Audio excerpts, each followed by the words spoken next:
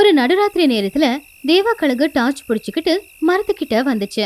அந்த பக்கம் இந்த பக்கம் பார்த்தான். யாரும் அவனை பார்க்கலன்றத தெரிஞ்சுக்கிட்டான். ஆனா அந்த மரத்துக்கு மேல நாகா அப்படிங்கிற ஒரு பாம்பு உட்காந்து அவனை கவனிச்சுக்கிட்டு இருக்கிறது அவனுக்கு தெரியல. என்ன இவன் இந்த நடுராத்திரியில இங்க வந்திருக்கான் அப்படின்னா இத ஒரு ரகசியம் நிச்சயமா இருக்கு. அது என்னன்னு நான் தெரிஞ்சுக்கணும் அப்படின்னு சொல்லி பார்த்துக்கிட்டு இருக்கும் போது ஒரு விளக்கு பிடிச்சுக்கிட்டு ராஜு காக்கா அங்க வந்துச்சு. ஓஹோ, இந்த ராஜுவும் இங்க வந்திருக்கானே அப்படின்னா ஏதோ பெரிய பிளான் இருக்கு போல தெரியுது. இங்கேயே அமைதியா இருந்துகிட்டு நான் பாக்குறேன் யார் யார் வராங்க என்ன பண்ண போறாங்கன்னு. அப்பதானே இவங்க பிளான் என்னன்னு தெரியும். என்ன ராஜு, நீ வர வழியில அந்த வசி உன்னை பார்க்கலையா அப்படின்னு கேட்டான் தேவா. இல்ல தேவா, வழியில பார்த்துட்டு 2 பேரும் ஒன்னாவே வந்திருப்போம்ல. நைட்டு நான் படுக்கும்போது எல்லாரையுமே சரியான நேரத்துக்கு வர சொல்லி மெசேஜ் பண்ணல. எல்லாரும் அதுக்கு ரிப்ளை கூட கொடுத்தாங்களே, அப்புறம் எதுக்கு இன்னும் வரல? அட நீ வேற என்ன, நீ தனியால யாருக்கிட்டே சொல்லிட்டு வர வேண்டிய அவசியம் இல்லை. ஆனா எங்களுக்கு அப்படியா? வீட்டுல பொண்டாட்டிங்க புள்ள குட்டிங்க எல்லாரும் இருக்காங்கல்ல, அவங்க கிட்ட ஏதாவது ஒரு காரணத்தை சொல்லி அவங்க கிட்ட இருந்து தப்பிச்சு நாங்க வர வேண்டாமா? அதுக்கு கொஞ்சம் டைம் ஆகும், கொஞ்சம் அமைதியா இருந்தாகணும். அப்ப தேவாக்களுக்கு ரொம்ப கோவமா பார்த்தான். வேண்டானா, இந்த மாதிரி நேரத்துல கோவம் வேண்டாம், பொறுமையா இருக்கணும், அமைதியா இருக்கணும். ஏன் பொண்டாட்டி ராணி ரொம்ப நல்லவ, அதனால நான் வெளியில போயிட்டு வரேன்னு சொன்ன உடனே சரி பத்திரமா போயிட்டு வாங்கன்னு அனுப்புனா. நான் தான் டைமுக்கு வந்துட்டேன்ல, மற்றவங்க பொண்டாட்டிங்களும் அப்படியே இருப்பாங்கன்னு என்ன கேரண்டி? வழக்கமா பொண்டாட்டிங்க வெளியில போய் சாப்பிட்டுட்டு வரேன் இல்லை உனக்கு சாப்பாடு வாங்கிட்டு வரேன்னா ஒத்துப்பாங்க. நடுராத்திரியில ஃப்ரெண்ட்ஸை பார்த்துட்டு வரேன்னு சொன்னா கூட ஒத்துப்பாங்களா? என்னவோ இந்த ராணி இந்த மாதிரி கேடுகிட்ட ஃப்ரெண்ட்ஸ் எல்லாம் பார்க்கறதுக்கு எதுக்கு தான் அனுப்பி வைக்கிறாளோ. செல்போன் டார்ச் அடிச்சுக்கிட்டு வசிபுராவும் சின்ன கிளியும் வந்தாங்க. நான் எப்போ வர சொன்னா நீங்கெல்லாம் எப்போ வரீங்க? ஆமா, இந்த சாஸ் எங்க? டைம் எல்லாம் இங்கே போயிடும் போலியே அப்படின்னு கோவமா சொன்னான் தேவா. அப்பதான் சாஸ்கோக்கு வந்துச்சு. என் மேலே எங்க தேவானனுக்கு எவ்வளோ பாசம், எப்பவுமே என் யோசனை தான், நான் இல்லாம எந்த ஒரு வேலையுமே செய்யவே மாட்டாரு. அப்ப தேவா ரொம்ப கோவமா பார்த்தான். சரி சரி, இப்ப கோவமா முறைக்கிறது அவ்வளோ முக்கியமா? அமாவாசை நேரம் முடிய போகுது, வாங்க எல்லாரும் ஆத்துக்கு போலாம். செய்யணும்னு நினைச்சிட்ட டைமுக்கு சரியா செய்யணும் இல்லையா? என்னடா இது, அமாவாசை நாளன்னைக்கு இந்த திருட்டு கூட்டம் எதுக்காக ஆத்துக்கு போலான்னு பேசுறாங்க? ஒருவேளை திருடிட்டு வந்தது எல்லாத்தையுமே ஆத்தங்கரையில புதைச்சி வச்சிருப்பாங்களா? இப்போ போய் எடுத்து சமானமா பங்கு போட்டுப்பாங்களா? ஆனா இந்த சாசு அமாவாசை நேரம் முடிய போகுதுன்னு சொல்றானே, ஏதோ ரகசியம் இருக்கு, அது என்னன்னு தெரிஞ்சுக்கணும் அப்படின்னு பாம்பு மனசுக்குள்ள நினைச்சுக்கிச்சு. அதுக்கப்புறமா எல்லாருமே மெதுவா ஆத்தங்கரைக்கு வந்தாங்க. பாம்பு அவங்க பின்னாடியே வந்துச்சு. எல்லாருமே ஆத்தங்கரைக்கு வந்து என்ன பண்றதுன்னு யோசிச்சுக்கிட்டு இருந்தப்போ அந்த பாம்பு அங்கிருந்து கொஞ்சம் தூரத்துல ஒரு பெரிய பாறங்களுக்கு பின்னாடி ஒளிஞ்சு உக்காந்து இருந்துச்சு. தேவானா, நீ சொன்ன மாதிரி இந்த ஆத்துல வைரத்தோட வெளிச்சம் எதுவுமே தெரியலையே, படிச்சது உண்மைதானா? ஆமா ராஜு, ஒரு நாள் இந்த ஆத்தங்கரையோரமா நான் உட்காந்துக்கிட்டு இருக்கும்போது ஒரு காகிதம் இந்த ஆத்துல அடிச்சுக்கிட்டு வந்துச்சு. அது என் காதுகிட்ட வந்துச்சு. எடுத்து படிச்சு பார்த்தேன். அப்பதான் இந்த அமாவாசை ரொம்ப மகத்துவமானது. இந்த அமாவாசை ராத்திரி அன்னைக்கு வைரத்தோட பெட்டி திறந்தா ஆத்துக்குள்ள வெளிச்சம் தெரியும். 10 நிமிஷம் மட்டும்தான் அந்த வைரப்பட்டி திறந்திருக்கும். அதுக்குள்ள அந்த வைரத்தை எடுக்கணும் அப்படின்னு எழுதியிருந்துச்சு. அதோட மதிப்பு கோடி கணக்கில் இருக்கும். இந்த கதையெல்லாம் எனக்கு தெரிஞ்சிருந்தா முன்னாடியே நான் வந்திருக்க மாட்டேன் தேவண்ணா அப்படின்னு சொன்னா வசி. வசி, தேவண்ணா எது பண்ணாலும் யோசிச்சு தான் பண்ணுவாரு. யோசிக்காம நம்ம எல்லாரும் இங்க வர சொல்லியிருக்க மாட்டாரு. அவர் சொல்றத நாம நம்பிதான் ஆகணும் அப்படின்னு சொன்னா ராஜு. அப்போ சில்லு கிளி, ஆமாண்டா வசி, தேவானா கூட எத்தனை வருஷமா நாம திருட்டு தொழில் பண்ணிக்கிட்டு இருக்கோம். என்னைக்காவது தேவானா சொன்னது பொய்யா இருக்கா சொல்லு? இந்த தடவையும் தேவானா சொன்னது பொய்யாகாது. இன்னும் கொஞ்ச நேரத்துல அவர் சொன்னது நடந்தாலும் நடக்கலாம். எப்படியும் வீட்டுல பொண்டாட்டிங்க கிட்ட சொல்லிட்டு தானே வந்திருக்கோம். என் மேல வச்சிருக்கிற நம்பிக்கையை நிச்சயமா நான் காப்பாத்துவேன். எல்லாரும் அந்த ஆத்த பாத்துக்கிட்டே இருங்க, எந்த நொடி வேணும்னாலும் வெளிச்சம் வரலாம் அப்படின்னு சொல்லி எல்லாருமே ஆத்த பாத்துக்கிட்டு இருந்தாங்க. கல்லுக்கு பின்னாடி இருந்த நாகமும் பாத்துக்கிட்டு இருந்துச்சு. ஐயோ, இத்தனை நாளா நான் இந்த காட்டுல வாழ்ந்துகிட்டு இருக்கேன். எத்தனையோ தடவை இந்த ஆத்துல நீச்சல் அடிச்சிருக்கேன். இதுல வைரம் இருக்கிற மாதிரி எனக்கு என்னைக்குமே தெரிஞ்சதே இல்லையே. ஆமா, நல்லா சாப்பிட்டு முடிச்சதுக்கு அப்புறமா புத்துல போய் படுத்து தூங்கிட்டா பூகம்பமே வந்தாலும் நான் எழுந்திருக்கவே மாட்டேன். அப்புறம் எங்கிருந்து எனக்கு தெரியறது? அதுலயும் எனக்கு அமாவாசைனா ஆகவும் ஆகாது. நானும் ஆத்த பாக்குறேன் அப்படின்னு எல்லாரும் ஆத்த பாத்துக்கிட்டு இருந்தாங்க. ஆறு ரொம்பவே அமைதியா இருந்துச்சு. மீனுங்க விளையாடிக்கிட்டு இருந்துச்சு, தவளைங்க கத்திக்கிட்டு இருந்துச்சு. அப்பதான் மெதுவா அந்த ஆத்துக்குள்ள இருந்து ஒரு முதலை வெளியில வந்துச்சு. எல்லாரும் அந்த முதலைய பார்த்து பயந்துட்டாங்க. நாம வைரத்துக்காக வந்திருக்கோன்னு இந்த முதலைக்கு எப்படி தெரியும்? நாம கரையில இருக்கிற வரைக்கும் நமக்கு எந்த பிரச்சனையும் இல்லை. ஆனா ஆத்துக்குள்ள குதிச்சோம்னா இந்த முதல்ல நம்மள வேட்டையாடுமே. அவ்வளவுதான், நம்மள சாப்பிட்டு அது அதோட பசிய தீர்த்துக்கும். அப்ப எல்லாரும் சேர்ந்து நாங்க ஆத்துக்குள்ள வரல, நீங்க வேணா போங்கன்னு தேவா கிட்ட சொல்லிக்கிட்டு இருந்தாங்க. முதல்ல அவங்கள பாத்துக்கிட்டு இருந்துச்சு. ஒரு முக்கியமான விஷயம், அந்த வைரத்தோட வெளிச்சத்துல நாம இருக்கிற வரைக்கும் அந்த முதல்ல நம்மள எதுவுமே பண்ணாது. 10 நிமிஷம் மட்டும்தான் அந்த வைரத்தோட வெளிச்சம் நமக்கு தெரியும். அந்த 10 நிமிஷத்துக்குள்ள நம்ம வைரம் எல்லாத்தையுமே திருடிடணும், இல்லைன்னா அதுக்கப்புறமா முடியாது. அப்படி எல்லாரும் ஆத்த பாத்துக்கிட்டு இருந்தப்போ திடீர்னு ஆத்துல ஒரு வெளிச்சம் வந்துச்சு. அதை பார்த்து எல்லாருமே ரொம்பவும் ஆச்சரியப்பட்டாங்க. எல்லாரும் ஆத்துக்குள்ள போனாங்க. முதலையும் ஆத்துக்குள்ள போச்சு. எல்லாரும் ஆத்துக்குள்ள போய் அந்த வெளிச்சத்துல நிக்கும் போது முதலையும் மெதுவா அந்த வெளிச்சத்துக்குள்ள வந்துச்சு. முதல்ல அவங்க பக்கத்துல போய்கிட்டு இருந்துச்சு. அப்ப ஆத்துக்குள்ள இருந்த ஒரு பெட்டியில நிறைய வைரங்கள் இருக்கிறத எல்லாரும் பார்த்தாங்க. டேய், என்னங்கடா பாக்குறீங்க? சீக்கிரமா அந்த பெட்டியை தூக்குங்க, நம்ம வெளியில போயாகணும். இல்லனா ஆசைய பாத்துக்கிட்டு இருக்கிற அந்த முதல்ல நம்மள சாப்பிட்டுடும். இந்த வெளிச்சம் இருக்கிற வரைக்கும் அது நம்மள எதுவும் செய்யாது. அப்ப 4 பேருமே சரி அப்படின்னு அந்த பெட்டியை தூக்குறதுக்காக தயாரா நின்னுகிட்டு இருந்தாங்க. அவங்க வெளியில போகணும்னு நினைக்கும் போது அந்த நாகப்பாம்பு அவங்க முன்னாடி வந்து நின்னுச்சு. எல்லாரும் ஆச்சரியப்பட்டாங்க. நாகா, நகரு, வெளிச்சம் முடியறதுக்குள்ள நம்ம கரைக்கு போய் சேர்ந்தாகணும், இல்லனா நம்ம உயிருக்கே ஆபத்து. தேவானா, எனக்கும் இதுல பங்கு கொடுக்குறீங்கன்னா உங்க வழியை விட்டு நான் நகர்றேன், இல்லனா உங்களை நான் மேல போக விட மாட்டேன். சரி நாகா, உனக்கும் எங்க கூட சேர்த்து பங்கு கொடுக்குறோம். நவரு, மேல போகணும் இல்லையா? தேவா பேச்ச நம்பி நாகாவும் சரி அப்படின்னு வழி விட்டுச்சு. எல்லாரும் கஷ்டப்பட்டு அந்த பெட்டியை தூக்கிக்கிட்டு கரைக்கு வந்தாங்க. அவங்க கரைக்கு வந்த கொஞ்ச நேரத்துல அந்த வெளிச்சமும் மறைஞ்சு போச்சு. அது மறைஞ்ச உடனேயே முதலையும் அந்த வெளிச்சத்தோடவே சேர்ந்து தண்ணிக்குள்ள போயிடுச்சு. எல்லாரும் அப்பாடான்னு நினைச்சாங்க. பெட்டியில இருக்கிற வைரங்களை பார்த்து எல்லாரும் ரொம்ப சந்தோஷப்பட்டாங்க. அப்போ எல்லாருக்குமே பேராசையும் வந்துச்சு. இத சமமா பங்கு போடணும், 6ஆ பங்கு போடலாம். நாகாவுக்கு உங்க பங்குல இருந்து கொடுங்க, எங்க பங்குல இருந்துலாம் கொடுக்க முடியாது. அது எப்படி என் பங்குல இருந்து கொடுக்க முடியும்? 6 பங்கா போடலாம். அது எப்படி முடியும் தேவானா? ராஜு சொல்ற மாதிரி செஞ்சாதான் நல்லா இருக்கும். தேவனா, ஆத்துக்குள்ள இருந்து போ, நீ என்ன சொன்ன சொல்லு பாக்கலாம். பங்கு கொடுக்கறேன்னு சொன்னடாச்சிலோ. பங்கு கொடுக்கறேன்னு சொன்ன சரி, ஆனா எங்க பங்குல இருந்து அதுக்கு பங்கு கொடுக்கறேன்னு நீ சொல்லலையே. அதனால உன்னுடைய பங்கு வைரத்துல இருந்து பாம்புக்கு ஒரு பங்கு கொடு, அதுக்கு நாங்க ஒத்துக்கிறோம். ஆனா என்ன பண்ணாலும் சரி, எங்க பங்கு வைரத்துல இருந்து பாம்புக்கு நாங்க பங்கு கொடுக்க மாட்டோம். தேவாவுக்கு அதை கேட்டு கோவம் வந்துச்சு. என்னடா, நான் அமைதியா இருந்தா எல்லாருமே அதிகமா பேசுறீங்க. ஆத்துல வைரம் இருக்கிற விஷயத்த சொன்னது நான் தாங்கிறத மறக்காதீங்க. அது என்னவோ உண்மைதானா, ஆனா உனக்கு உதவி செஞ்சது நாங்க தான் அப்படிங்கிற விஷயத்தையும் நீ மறக்காத. நான் மறக்கலைங்கிறதுனால தான் எல்லாருக்கும் சமமான பங்கு கொடுக்குறேன்னு நான் சொன்னேன். முதல்லையும் நான் அப்படிதானே செஞ்சேன், இப்பவும் அப்படியே செய்தேவனா? நாங்க வேண்டான்னு சொல்லலையே. அப்படி செய்யறதுக்கு தான் ஒத்துக்க மாட்டேங்கிறீங்களே. குறுக்க வந்த நாகாவுக்கு சமமா பங்கு கொடுக்க முடியுமா? பெட்டியை தூக்கிட்டு வந்த எங்களுக்கு தானே பங்கு கொஞ்சம் அதிகமா இருக்கணும். நீங்க எல்லாரும் உங்க விருப்பத்துக்கு பேசுனீங்கன்னா ஆத்துக்குள்ள வைரம் இருக்கிற விஷயத்த சொன்னா பாதி பங்கு எடுத்துக்கிறேன், அதுக்கப்புறமா உங்களுக்கு மிச்சத்தை கொடுக்குறேன், சரியா? அது எப்படி? அதுக்கு நாங்க ஒத்துக்க முடியாது அப்படின்னு சொல்லி எல்லாருமே சண்டை போட ஆரம்பிச்சாங்க. சண்டை போட்டது மட்டும் இல்லாம அடிச்சுக்கவும் ஆரம்பிச்சாங்க. எல்லாரும் ஒன்னா சேர்ந்து தேவா கழுக போட்டு அடிச்சாங்க. தேவா கழுகுக்கு ரொம்பவும் கோவம் வந்து அந்த வைரப்பட்டியை மறுபடியும் ஆத்துக்குள்ள தூக்கி போட்டுட்டான்.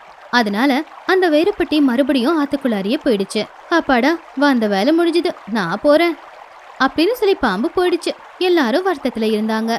உங்க கோவம் தான் உங்களுக்கு எதிரி. ரொம்பவும் சுயநலமா இருக்காதீங்க. அந்த சுயநலத்தினால யாருக்கும் நல்லது நடக்காது. நாகா என்னத்தை நினைச்சு வந்தானோ அது நல்லபடியா செஞ்சுட்டு போயிட்டான்.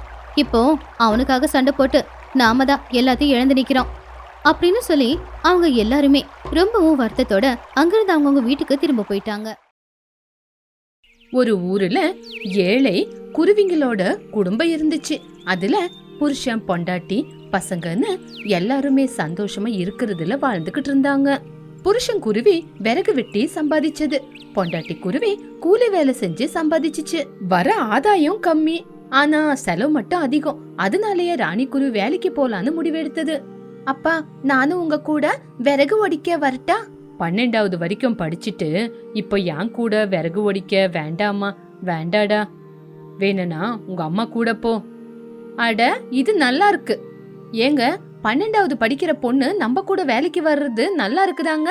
யாருக்கிட்டையாவது கடனை வாங்கி அவளோட ஃபீஸ் கட்டிட்டா 12வது படிக்கிறால, அந்த எக்ஸாம் ஃபீஸ கட்டிட்டா 12வது பாஸ் ஆயிடுவால. அவளும் ஏதாவது ஒரு வேலை செஞ்சு பொழைச்சுக்குவால. இங்க பாருங்கம்மா, அப்பா என்ன இவ்வளவு வருஷம் படிக்க வச்சிருக்காரு, இவ்வளவு வருஷம் ஃபீஸ் கட்டியிருக்காருல. கடைசி ஃபீஸ் அவரால கட்ட முடியல, அவ்வளவுதானே. எதுக்காக நான் படிக்கணும்? பரவாயில்ல போ. அப்பாவ ஒரு வார்த்தை சொல்ல விடுறது இல்ல. அப்பா மேல அவ்வளவு பாசம். சும்மாவா சொன்னாங்க பொட்ட பசங்களுக்கு அப்பா மேலதான் உயிருன்னு?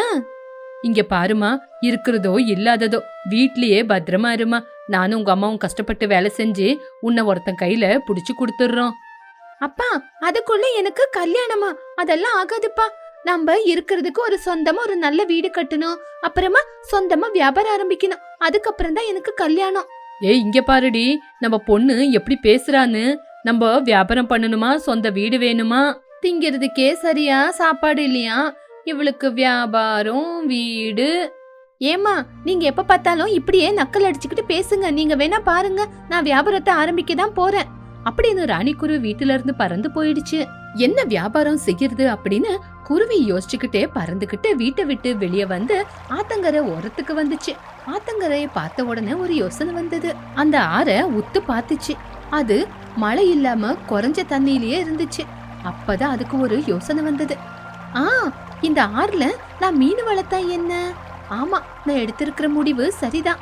நான் மீன் வியாபாரத்தை தான் செய்ய போறேன். இந்த ஆறுல கொஞ்சம் மீனை பிடிச்சு கொண்டு வந்து விட்டா நல்லா வளர்ந்து வியாபாரம் செய்யலாம். அதுக்கப்புறம் அப்பா அம்மாவுக்கு கொஞ்சம் பணத்தை சம்பாதிச்சு கொடுத்து உதவியா இருக்கலாம் அப்படின்னு யோசிச்சுக்கிட்டு வீட்டுக்கு போச்சு. வீட்டுக்கு வந்து பார்த்தா வீடு பூட்டு போட்டிருந்தது. அப்பா விறகு உடைக்கிற வேலைக்கு போயிட்டாரு, அம்மா கூலி வேலைக்கு போயிருப்பாங்க. நான் இப்ப அப்பா கிட்ட தான் போனோம் அப்படின்னு குருவி அப்பா கிட்ட போச்சு. காட்டுக்குள்ள போய் அப்பாவை தேடி பார்த்துச்சு. கொஞ்ச நேரத்துக்கு அப்புறம் ஒரு இடத்துல அவங்க அப்பா விறகு வெட்டிக்கிட்டு இருந்தத குருவி பார்த்துச்சு. சந்தோஷமா அப்பா கிட்ட வந்து சேர்ந்துருச்சு. வீட்லயே பத்திரமா இருக்காம வெளியே எதுக்குமா வந்த? அப்பா, இங்க ஒரு ஆறு இருக்குல்ல, அத நான் பார்த்தேன். அதுதான் வெயிலுக்கு எல்லாம் தண்ணி எல்லாம் வத்தி போயிருக்கே. இல்லப்பா, அதுல கொஞ்சம் தண்ணி இருக்கு. அப்பா, நீங்க இப்பவே ஆத்துக்கு போய் அத சுத்தம் பண்ணுங்கப்பா. ஏமா, நீ நினைக்கிற மாதிரி சாதாரணமான வேலை இல்ல. அப்பா, நான் சொல்றத கேளுங்கப்பா. அதுல இருக்கிற முள்ளு செடி, களை எல்லாமே எடுத்துருங்கப்பா. அப்பா போங்கப்பா. நம்மளுக்கு எதுக்குமா இந்த வேலையெல்லாம்? அப்பா, நீங்க அந்த ஆறை எனக்கு சுத்தம் பண்ணி கொடுத்தீங்கன்னா நான் அதுல மீனை வளர்க்கலான்னு பாக்குறேன். அந்த வியாபாரத்தை செய்யறேன்ப்பா. சரிம்மா, அந்த வேலையை செய்யறது கஷ்டம்தான். ஏன்னா நம்மளும் கூலி வேலை செய்யணும்ல. அப்பா, முதல்ல நான் சொல்றத செய்யுங்க. நான் போய் மத்த பறவைங்களை பார்த்துட்டு வரேன். சரின்னு சொல்லி ராணிக்குருவி அங்கிருந்து கிளம்பி முன்னாடி போகும்போது ஸ்மைலி கொக்கு, மீனா கிளி, சசி பறவை 3 பேரும் ஒரு இடத்துல உக்காந்து இருந்தாங்க. என்னோட ஃப்ரெண்ட்ஸ் கண்டிப்பா எனக்கு உதவி செய்வாங்க அப்படின்னு சந்தோஷப்பட்டுக்கிட்டு அவங்க கிட்ட வந்து சேர்ந்துச்சு. என்னடி சசி, இங்க வந்திருக்க, ஏதாவது பணம் வேணுமா? பணம் இல்லடி, எனக்கு உங்க 3 பேரோட உதவிதான் வேணும். ஓஹோ, 3 பேரும் கொஞ்சம் கொஞ்சம் பணம் போட்டு நிறைய பணம் கொடுக்கணுமா என்ன? பணம் இல்லடி மீனா, உதவிதான். உதவினா பணமா? எங்களுக்கு தெரிஞ்ச மாதிரி உதவினா பணம் தான். அதுக்குதான் பணம் வேணுமான்னு கேட்டோம். பணம் எதுவுமே வேண்டாம். நம்ம ஊர்ல இருக்கிற ஆறு வத்தி போயிருக்குல்ல, அத சுத்தம் பண்ணி நம்ம எல்லாரும் சேர்ந்து அதுல மீனை வளர்க்கலான்னு பாக்குறேன். அப்போ கொக்கு நக்கலா, அப்போ நாங்க உன் கூட கூலி வேலை செய்ய வரணுமா ராணி? அப்போ ராணிக்குருவி சந்தோஷப்பட்டுக்கிட்டு, அடடே பரவாயில்ல, நீ புரிஞ்சுக்கிட்ட சசி. அப்போ மீனா கிளி கோவமா, ஏன் சசி, உன் கண்ணுக்கு நாங்க எப்படி தெரியுறோம்? பால் அடைஞ்ச கிணறு, பால் அடைஞ்ச வீடு இத சுத்தம் பண்றவங்க மாதிரி தெரியுமா? உன்னை அடிக்கணும்னு எனக்கு அவ்வளோ கோவம் வருது. இங்க பாரு மீனா, இதுல அடிக்கிறதுக்கு என்ன இருக்கு? நம்ம ஊருக்குள்ள இருக்கிற ஆற நம்ம சுத்தம் பண்றதுல என்ன தப்பு இருக்கு? தண்ணி பிரச்சனை இருக்காது, வறட்சி பிரச்சனை இருக்காது. எங்களுக்கு எந்த ஆறும் வேண்டாம், எந்த ஆறு வேலையும் நாங்க செய்ய மாட்டோம். நீ இன்னும் கிளம்பலாம் ராணி அப்படின்னு சொன்ன உடனே ராணி குருவி அவங்க பேச்ச கேட்டு கவலையோட கழுகு வீட்டுக்கு வந்துச்சு. என்ன ராணி, உனக்கு மட்டும் ஆறு வேலை எப்படி தெரியும்? சும்மா சொல்றது ஈஸி தான், ஆனா செய்யறது ரொம்ப கஷ்டம். நீ வேணும்னா அந்த ஆத்துக்குள்ள இறங்கி அது எல்லாமே சுத்தம் பண்ணி மீன் வளர்க்கறதுக்காக உபயோகப்படுத்திக்கோ. நான் தேவையில்லைன்னு மட்டும் சொல்ல மாட்டேன். ஆனா அந்த வேலைக்கு என்ன மட்டும் நீ கூப்பிட தேவையில்லை. இருந்தாலும் ராணி பின்னாடி தங்கல, முன்னாடி அப்பா அம்மாவை கூட்டிக்கிட்டு போய் ஆத்தங்கரையில வேலை செய்ய ஆரம்பிச்சிச்சு. அது கஷ்டப்பட்டதுக்கு பலனா கொஞ்ச நாளுக்கு அப்புறம் இடி மின்னலும் சேர்ந்த மழை வந்தது. இப்படி ரொம்ப நல்ல மழை வந்ததுனால குருவி கஷ்டப்பட்டு ஆற சரி பண்ணி வச்சதுனால தண்ணியும் நல்லா நிறைஞ்சிச்சு. அக்கம் பக்கத்துல பச்சை பசேல்னு பில்லுங்க இருந்தது. அத பார்த்து எல்லா பறவைங்களும் ரொம்பவே சந்தோஷமா ஆனந்தப்பட்டுச்சுங்க. இந்த ஆறுக்கு ராணி குருவியோட ஆறுன்னு பேரே வச்சிடலாம். இந்த ஆறுக்கு என் பேரு வச்சாலும் வைக்கலனாலும் எனக்கு இதுல மீன் வியாபாரத்தை செய்யறதுக்காக அனுமதி கொடுங்க போதும். ஆறுக்கும் உனக்கும் என்ன சம்பந்தம்? உனக்கு ஆறுல எப்படி வேலை செய்ய தெரியும்னு சொன்னீங்க, நானும் செஞ்சு காட்டிட்டேன்.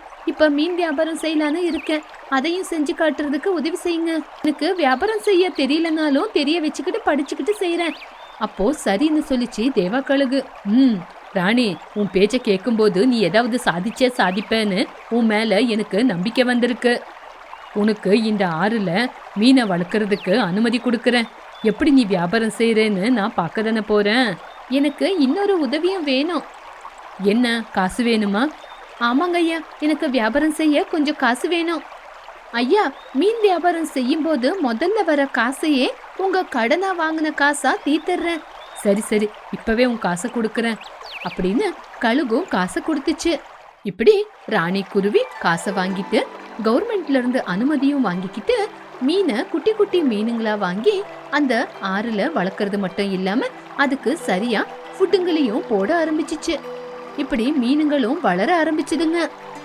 ஒவ்வொரு விஷயத்த கத்துக்கிட்டு மீன் வளர்க்குற விவசாயத்தை செய்யறதுக்கு ஆரம்பிச்சிச்சு. இப்படி கொஞ்ச நாள் ஆச்சு. நிறைய மீனுங்களும் செத்து போச்சு. அத பார்த்து மீனா, சசி, ஸ்மைலி சிரிச்சாங்க, கேவலமா பேச ஆரம்பிச்சாங்க. இருந்தாலும் ராணி குருவி கவலைப்படல. தப்பு பண்ணிட்டேன், மறுபடியும் அந்த தப்பு பண்ணக்கூடாது, என்ன பண்ணணும்னு மறுபடியும் கத்துக்குச்சு.